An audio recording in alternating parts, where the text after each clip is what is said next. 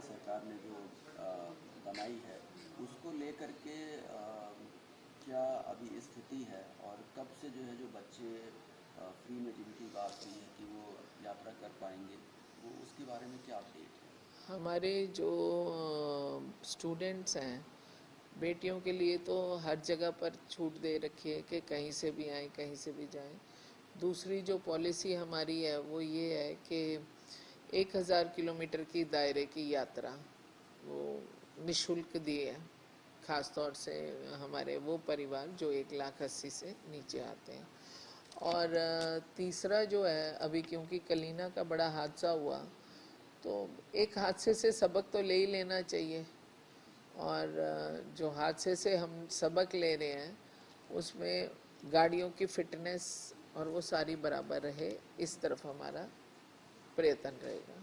तो जो कनीना का जो मैम जो हादसा हुआ था वो काफ़ी मतलब हृदय विदारक हादसा था। बहुत तो दुखदाई। हाँ, तो उसको लेकर के एजुकेशन डिपार्टमेंट ने किन कौन कौन से कदम उठाए हैं कि जो जो कि नया जो सेशन चालू हुआ है उसमें उसका असर साफ देखने को मिलेगा? सबसे बड़ी बात यह है कि बच्चों को शिक्षा देने के लिए और लेने के लिए उनको स्कूल तो आना ही पड़ेगा, चाहे वो प्राइवेट स्कूल जाएं या वो सरकारी स्कूल जाएं।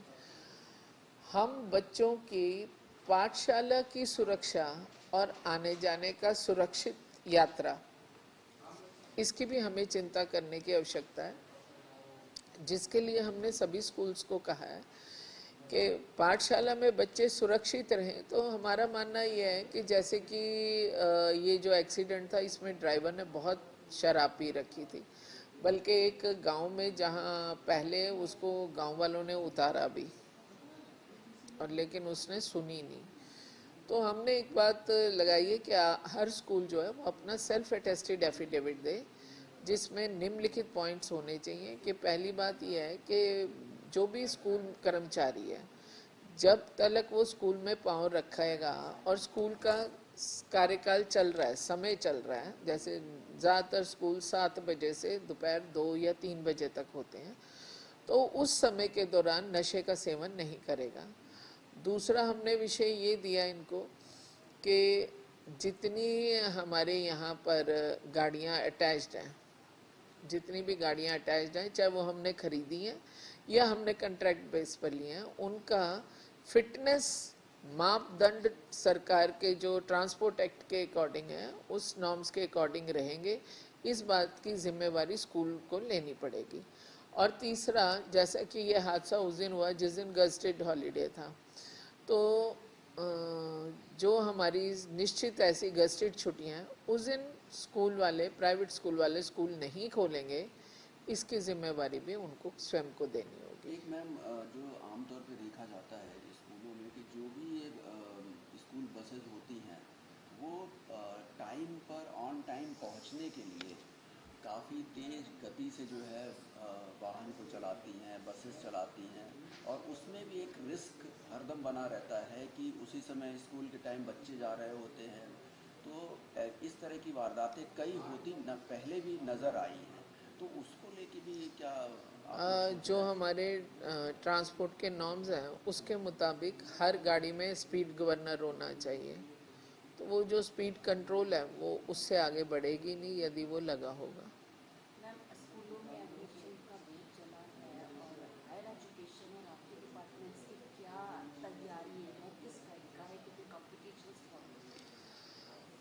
कंपटीशंस भी बहुत हैं, ने हमारे एडमिशन का कार्यकाल शुरू हुआ है, कंपटीशंस बहुत हैं। वहीं दूसरी तरफ पिछले 4-5 वर्षों में सरकारी स्कूल्स की डिमांड बहुत बढ़ी है पब्लिक में। आम जनता ने सरकारी स्कूल की तरफ अपना रुख किया है, और ख़ास तौर से संस्कृति मॉडल स्कूल्स की तरफ, जो कि सीबीएसई से एफिलिएटेड हैं, उनके लिए बहुत सारे लोगों आगे बढ़े हैं।